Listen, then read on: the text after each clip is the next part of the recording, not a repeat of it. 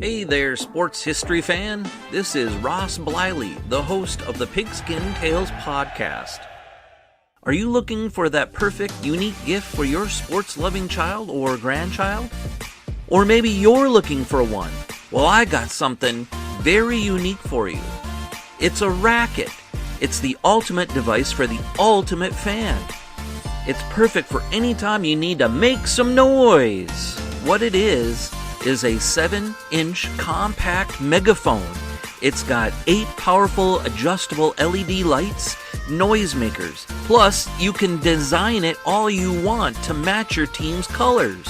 So get on out there and let's get loud. Bring a racket to your next game or competition to cheer on your favorite team or athlete. To pick up your racket today, head to myracket.com. That's myrakit.com.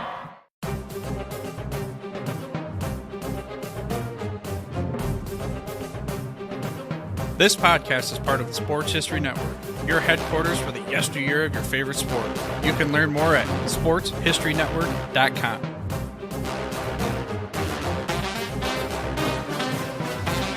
The Rose Bowl. The game that inspired the college football bowl season has a long and storied history. The stadium itself is 100 years old, and in celebration of it, Pigskin Dispatch is assembling some of the top historians and authors to share the memories, people, and events that make the granddaddy of them all the special game that it is.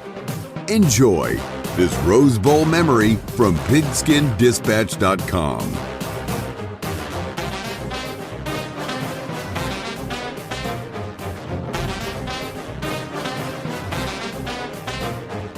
Hello, my football friends. This is Darren Hayes of PigskinDispatch.com. Welcome once again to the Pigpen, your portal to positive football history. And it is the portal to Rose Bowl history this month. All month long, we are talking about Rose Bowl history, the 100th anniversary of the stadium, and talking about some great things that have centered around that stadium and the game itself that we call the Rose Bowl.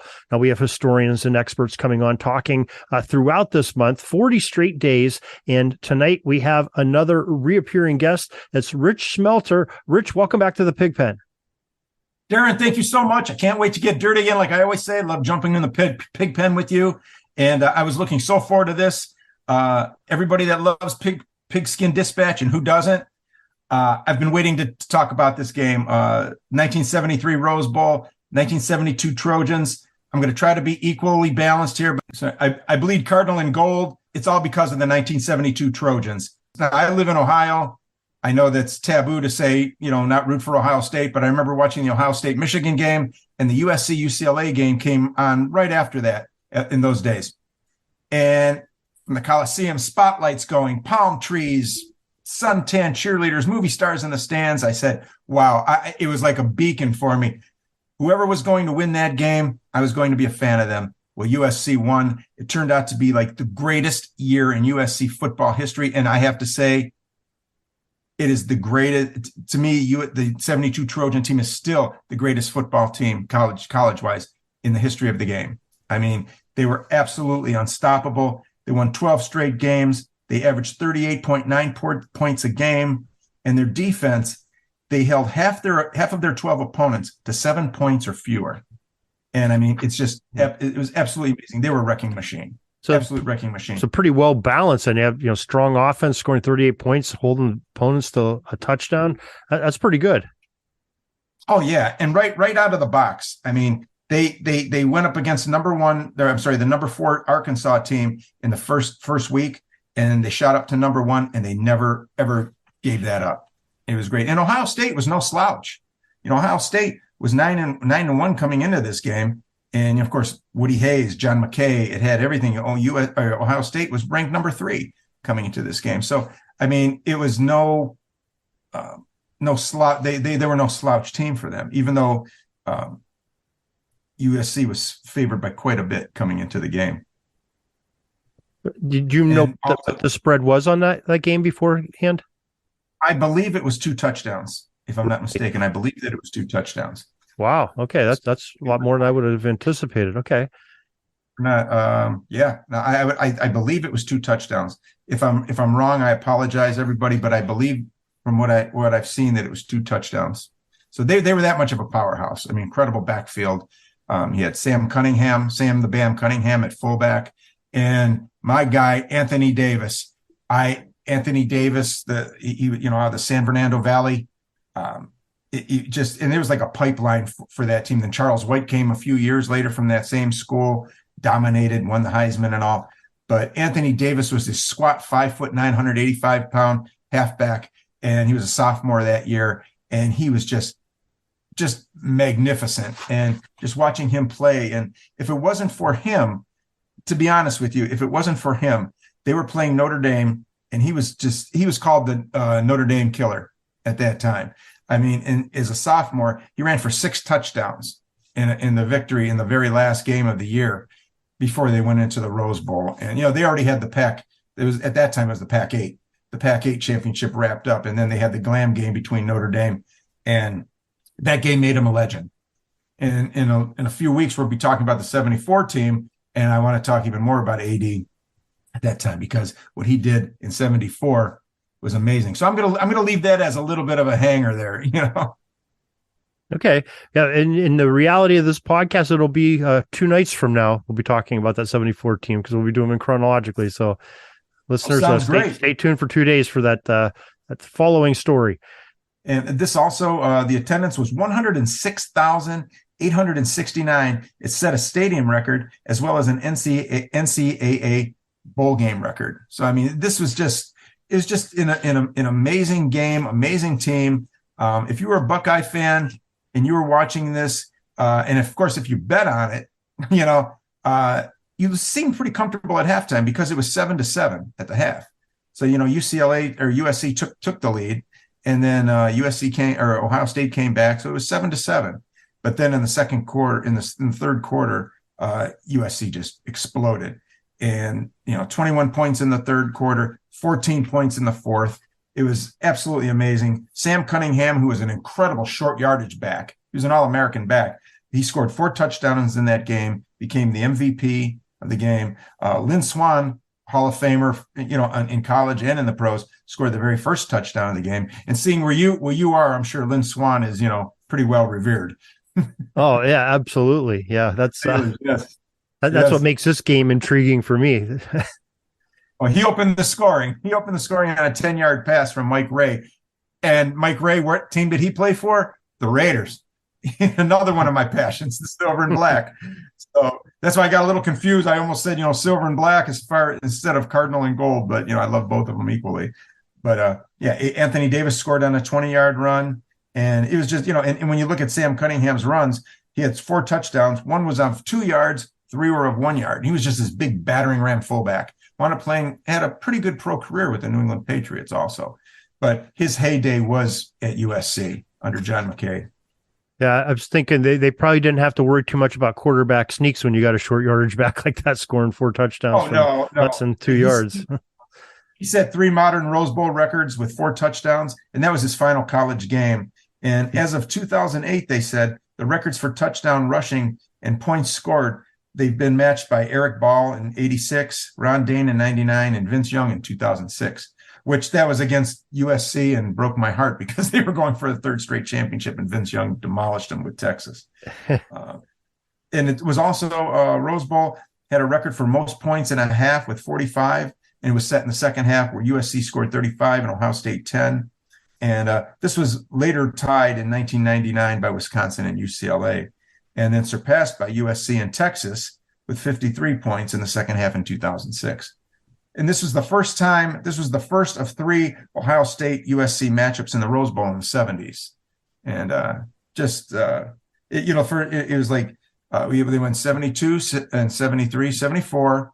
And then also in 79, they played again in that game. That was with Charles White.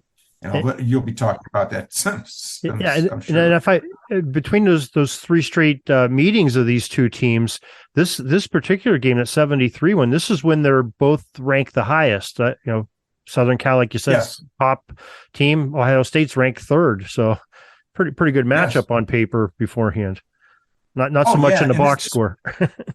No, No, and this was also, I mean, it was amazing because when you look at, like the total yards, USC rolled up 451, total yards, rushing yards, 207 yards. Yet Ohio State outrushed them. They had 285 rushing yards in that game, which was amazing. But it was funny because in passing yards, USC had 244 and Ohio State had 81, which, I'd say that was probably a lot for Ohio State under Woody Hayes. I mean, that was a heck of an amount of yardage because quarterbacks were basically just extra running backs, little lankier running backs for them. And an interesting thing about this, Darren, is this was when the freshmen, where you couldn't play, they wouldn't allow freshmen to play before this. And then all of a sudden they allowed freshmen. Now they still had freshman teams and everything, but if you were good enough to make the varsity, you made the varsity.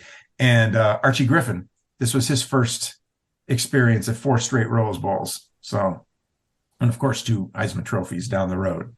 Right. So yeah. that was a little bit of trivia there. Yeah, that's pretty amazing. The stats that you're telling me, the offensive balance of USC. I mean, that's almost a 50-50 split between your yard. Maybe it's more like 45-55, but the running yardage against their passing yardage, which is something that's sort of an enigma today. We would never think of a game having like that, especially a college game. We'd think, the aerial assaults are where all the yardage comes from. But when you're putting 450 yards up and it's split like that pretty equally, that's a pretty good, good balance. Oh yeah. I mean, they had it all. I mean, they had people that wound up being in the Pro Football Hall of Fame from this team. And also an interesting fact was the defense, which I said, they were just a phenomenal, tough as nails defense. And like I said, everybody kind of forgets about that defense because of Anthony Davis, beating Notre Dame the way they did it, and Sam Cunningham and Lynn Swann. And of course, Pete Adams. Pete Adams was a All-American offensive lineman. So, you had this offense that totally took over all the headlines. But you had a linebacker on that team named Richard Batman Woods, and number 83. And this guy was cool. He had the elbow pads with the Batman logo on it. And he was the very first 3-time All-American. He made All-American in this team as a sophomore, and then in 73 and 74. So it was just a great, fantastic team. And like I said, it started a love affair with me with USC, and it continues forever. Wow. All thanks to the 1972 team and Anthony Davis. Yeah, definitely some amazing teams. Make sure, listeners, if you haven't yet, we had Rich on and we talked about Coach John McKay over his career of all his championships. This one included. That's back if you go in Pigskin Dispatch, go in the search box, put in quote John McKay, and we'll have some great things there that you'll hear Rich on talking about some of these other teams of Coach McKay too. And don't worry, like we said, 2 days from now, Rich will be on again talking about Coach McKay and the Trojans and another Rose Bowl. And we're excited to hear that too. So, John McKay and everyone in the audience, if you could find any of his one-liners, John McKay had. I know I've stated this on the show about John McKay, but I just love talking about. I mean, John McKay just had the most. His nickname was the Quipper, and he just had the most incredible quips. He would just stand there with this stoic look on his face and just say the most funniest things, like when he was coach of the Tampa Bay Buccaneers, and they lost. They were expansion team. They lost their first 26 games. The 0-14, they were 0-12 the next year. That's when they had the 14 game schedules years ago, and now they're playing 35 games a year. but it's they asked him after the 26th loss, they go, "What do you think of your team's execution?" And he just looked. He said, "I'm all for it." That's like my favorite line. So I mean, John McKay was just amazing, and I just can't say enough about this 72 team. Sorry, I've been rambling on so much, folks, but what a team! What a legacy that they left, and like I said, and I'm sure I'm not the only one that started a love affair with USC. Through good times and bad after that, but more good times than anything. And it was a great team to me. I think, again, I'm biased, but I think this is the greatest college team of all time. Well, you're definitely, your passion is there. And maybe we take this opportunity. You have a book. USC Football Encyclopedia, yes. Yeah, why don't you give a plug on that, please, and let us know how people can get their hands on a copy. Okay, it was it's about the first 125 years of USC football, and it covers all the games, it covers all the coaches, a huge section on legendary players, and just all kinds of like nicknames and all kinds of interesting things about the team, like the mascots. And, there was a George Tirebiter who was a little dog that they picked up years ago. And I'm going to bring up a little trivia question later about another dog, not George Tirebiter, but, talking about Traveler and the Fight On song and Conquest and the cheerleaders. And it's got all kinds of things in there, not only the players and all, but everybody that made the team what it was, whether you participated on the field or in some facet. So it was a lot of fun to work on. Very, very lucky to do it. And you can just go to Amazon and punch in USC Football Encyclopedia, and it'll come up. And there's a picture of Reggie Bush on the cover. Okay. Make sure you do that, folks. Now, you said you have a trivia question or two for us.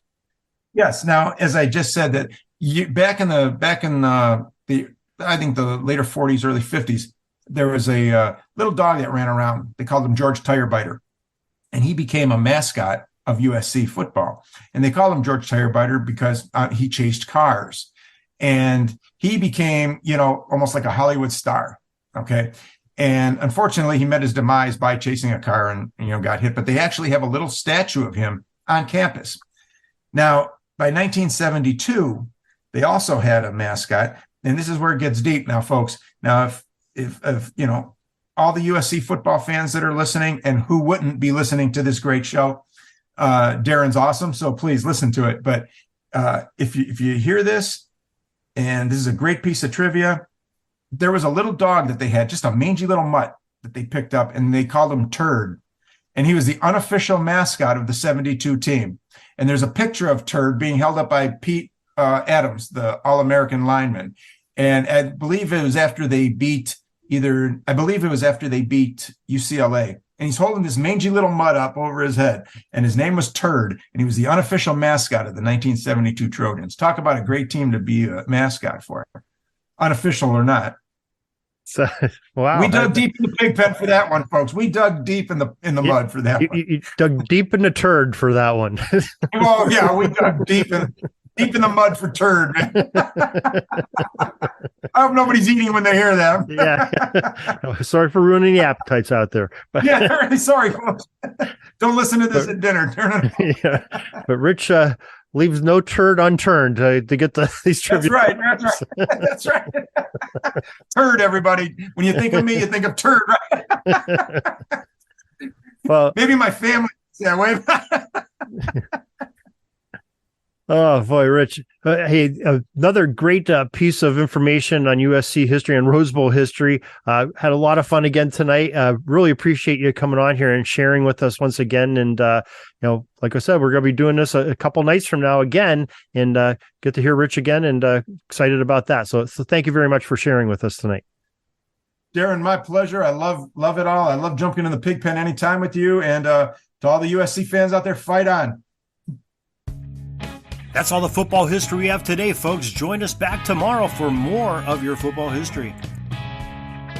We invite you to check out our website, pigskindispatch.com, not only to see the daily football history, but to experience positive football with our many articles on the good people of the game, as well as our own football comic strip, Cleat Marks Comics.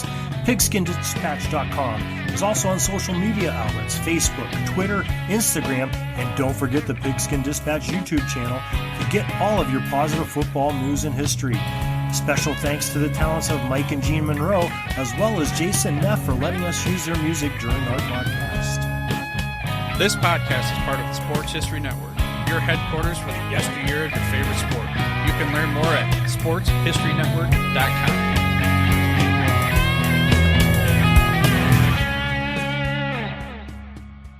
Hey there, sports history fan. This is Arnie Chapman, a.k.a. the Football History Dude, and I hope that you enjoyed this recent episode presented by the Sports History Network and we're able to learn some good old-fashioned sports history knowledge nuggets. I started the Sports History Network back in 2020 with the mission to help podcasters find a community of like-minded sports history nerds, as well as helping aspiring podcasters to start their own shows. We have a little bit over 30 shows on the network right now covering all sorts of sports history, but as far as I'm concerned, we're just at the toothpick in the ocean moment, that can't even figure it out because there's so much more coming. We wanted to create the ultimate headquarters for sports yesteryear, starting with Podcast Network and our website, but we're going to continue to move into other mediums as well. And here's the cool part, because we want you to be part of our team. So if you're interested in starting your own podcast, or maybe being a guest on one of our shows, or who knows, maybe even writing an article for us over on the website. Seriously, all you gotta do is reach out to us on the contact page over at sportshistorynetwork.com. You can be as technologically savvy as a Neanderthal tapping on a stone trying to figure out this whole hieroglyphics thing back in the day. Again, it doesn't matter, because even if you don't understand the whole podcast space, we have a production team that can pretty much help you out with doing everything. All you gotta do, head over to sportshistorynetwork.com, head to the contact page, fill it out. That message goes right to me, and I'll reach out to you as soon as I can. But for now, dude, I'm through if you're through.